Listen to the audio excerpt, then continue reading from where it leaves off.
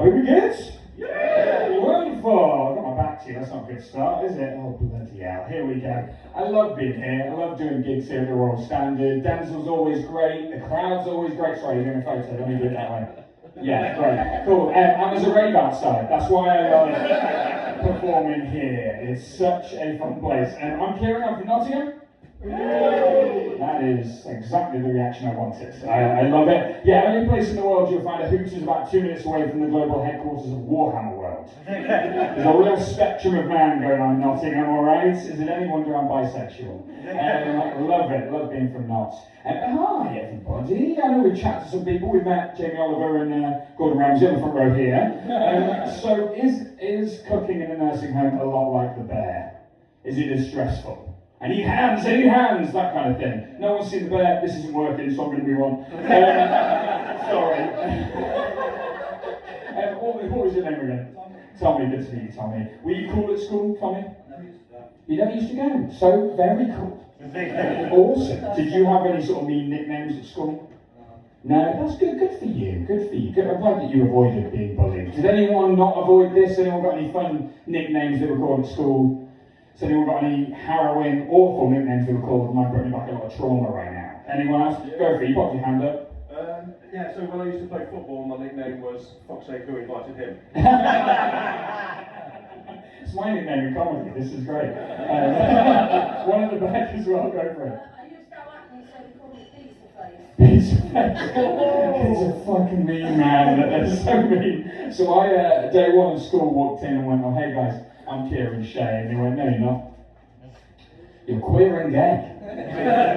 And will be for 4 fucking years, Darby, okay? There are other nicknames for me as well. Skid mark, wasn't true. Eyebrows, and the one that really hurt, Mr. Bean. I went to a party recently, the lady walked past me, did a double take, looked me straight in the eyes, said "Boing," and fucked off. Never met her before, that was the only interaction that we had. Jesus. I work in film, which is the only cool thing about me, just in case you were wondering. I work in film. My mum's very proud. The way I know she's very proud is any time I tell her about a project that I'm working on, she'll just start talking about my cousin who works in finance. So that's great. My first job in film was for a shopping TV network, Shop TV. It was at 1 a.m. in the morning. It was the start of my first shift. I rocked up with a camera, had it on a tripod. So just sit here, shoot those 2 people, they're going to sell a massager, was the next thing they were selling. So I was like, okay, here we go. I'm there on the camera. The 2 people walked out, they didn't look like they were dressed to sell a massager, they looked like they were dressed to sell a massager. Okay? This was Sex Shop TV, and I was pretty stunned. And my time at Sex Shop TV was similar to my time in any sort of sexual situation. I finished first and arrived there. So yeah, quit that job. But you've got to start somewhere. You've got to start somewhere and sort of climb your way up. I've got some new stuff tonight that I've written in my super serious new stuff book. I didn't think this would get a laugh, but I like it, and I spent $7.99 on it, so everyone's fucking seeing it, okay? So I'm going to awkwardly open it here. And yeah, let's try some new stuff. I've got a show coming up at Leicester Comedy Festival. Cheeky little plug happening right here, just in case you were missing it. On the 11th of February, which is very exciting. I'm also doing one of Denzel's shows during that as well. So if you want to pop on down, let's do that. I'm going to move on. This isn't funny, but informative. Okay, informative. Right, I love movie remakes. As I mentioned, I'm big into film. When I was younger, I used to make movies. I tried to do a remake of Speed, but with a mobility scooter, alright? This got me in trouble with my parents, because apparently I should have asked my grandma for permission. And I should have also asked her if she wanted to be the lead character, okay? It was shocking, it was good fun. I also wanted a remake of The Muppets. Oh, I fucked the joke. Oh, you know, oh man, this is horrible. I say, pretend you didn't hear it. Let's go again. Oh man. So yeah, we're gonna go again. Hi guys, I'm Kieran. It's good to see you all day. I wanted to do a remake of the serial killer film Seven, and we'll bring back Morgan Freeman, and we'll recast everybody else with the Muppets. Hey. Didn't see that one coming, did you? This is the thing, that one's not new. I do that joke a lot. I somehow fudged that one, but it's okay. It's okay. It's what this night's all about. But yeah, I've also worked in vertical series. I don't know if anyone knows what this is. They are basically soap operas made for your phone. And it's the kind of thing you watch at 2 a.m. when you have lost the will to live. Has anyone watched any of these? The sort of soap operas for your phone? You have? Yes! What was yours about that you've watched? She was the, this is so embarrassing, it was 4 a.m. and I just wanted to be asleep, but I wasn't. So she was the heiress of a company, and she was pretending to be poor and seeing what everyone thought of her. That sounds about right. Yeah, classic. So I spent like 40 minutes. Was there a wedding? Did somebody end the pool? That's usually what happens. They have titles like. She had the girl that was pretending to be her walked away in like handcuffs or something. Yeah, it sounds like that sort of thing. So you've got titles like I fell in love with my sister's professor, sort of stuff like hot mafia leader stole my baby. Just sort of classic fun stuff. So I've worked in a few of these. The one I worked on recently was called My Crazy Ex's Wild Uncle. He was wild. and there's a line in it that I was just like, I can't believe somebody's actually written this. And it's on the day of her wedding. She's there, blushing bride. She says, oh my goodness, I've got the perfect gift for my husband. My virginity. I don't know why the eye contact went here. It was so, I'm really sorry to do it again. My virginity. That feels better. That felt more natural. Really upset about that gift. Spoiler alert, the husband tried to return that gift later on in the show. Another one I did was called The Lord of the Manor's Dirty Little Secret. And this was about sort of like a queer Bridgerton.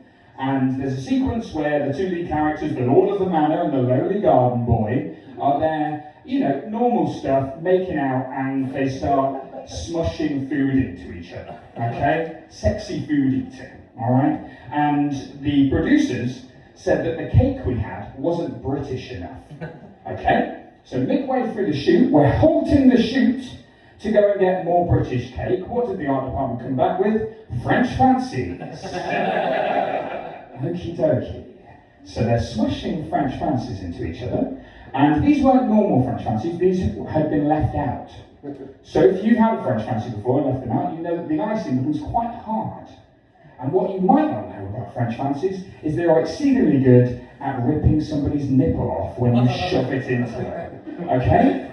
Didn't get a laugh, but it got a shock. So that's, I think, good in comedy to get that sort of reaction. And so imagine me, if you will, holding a paper towel to a grown man's nipple as we try and figure out what the fuck we're going to do next, because the next scene is also him topless, and he now has a sort of French fancy gash across his chest.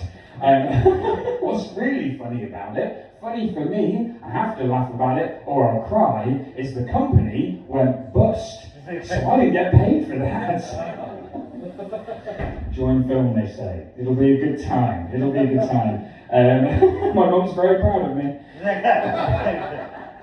And has anyone ever done recreational drugs? Yeah. I have a part-time job as a cop, so this is why I asked. No, any cops in? Cool, we're chill.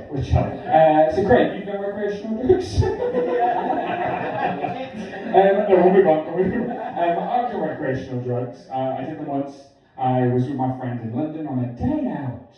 And we were going to a landmark in London, and my friend went, would you like one of these gummy bears? It might enhance the experience. The experience in question was Shrek's Adventure. So I walk in, not feeling any effect, I'm absolutely fine. It's been sitting in there about 20 minutes, this gummy bear, I'm absolutely fine. I get to the entrance, the lady goes, oh, come on in, have a Shrek'excellent day. And I cried. I thought it was that funny. 20 minutes of pure hysterics. And I was just going, Shrek'excellent day. It was so bad, my friend pulled me to one side and said, Kieran, you need to chill the fuck out. Now, I don't know if you've ever, who's been high in the room? Great. Oh, this is nice. This is lovely. People Also, a very similar situation. When somebody sees that you're high and they go, "Oh, you're acting very high," it makes you paranoid as fuck. So I was overthinking everything, and I instantly had this horror image in my head of what if Shrek knew I was high. Because if you haven't done the experience, you walk through and there's a bunch of sad London actors pretending to give a shit, and then at the end there's a sad London actor dressed as Shrek. I was walking into this room and I was freaking out. I could not figure out what to do with my body, and so I walked in sort of head down to the photo with Shrek, and the guy in the costume, I swear to God this happened, just said, "Are you high?" Very quietly. I fucking heard him. I did not have a Shrekcellent day, and it didn't get any better, alright? Because I bought 4 of these biscuits in the shop and I ate them on the way home, because when you are high, sometimes you get hungry. That's a thing that happens. My friend, during the 4th biscuit, pointed out, "Oh my gosh, that's the gingerbread man from Shrek." I cried! I killed 4 gingies! It's horrific! How much time have we got, guys? Let's try. We got one more? About 1 minute. Yeah, 1 minute. Let's do it. Do we have any quiz in tonight? Yeah! Dobby! Look at this go! It's just the comics. There's a couple of queer comics, believe it or not. But yeah, no, I'm queer, very proudly so. I did a gig in the Black Country recently. I said, "Do you have any queers in?" The guy running the gig shouted, "No!" from the back of the room. Yeah, he vetted everyone on the way in apparently, and they pretty fucked off that I was on stage. But hey ho, when I came out to my family, they were pretty okay with it. Yeah. My mum cried for a couple of days, but it was fine. My grandma, slightly more difficult to convince because she's a very religious lady. So I just reminded her that, Jesus Christ is gay. Seem confused, Derbyshire. This is pretty obvious stuff, alright? The guy had like 12 boyfriends and 1 ex, alright? And honestly, game recognised game. Because keeping them happy, that must have been tough. They followed it everywhere. Alright, I had a crazy summer a few years ago. Keeping 12 men happy and satisfied. Honestly, you could hardly sit down and you probably wouldn't want to. So, big up JC, alright? On that note, I've got a show on the 11th of February in Leicester. Come and check it out. I've been Kieran Shea. See you in a bit. The show's called The We The Problem. Bye-bye.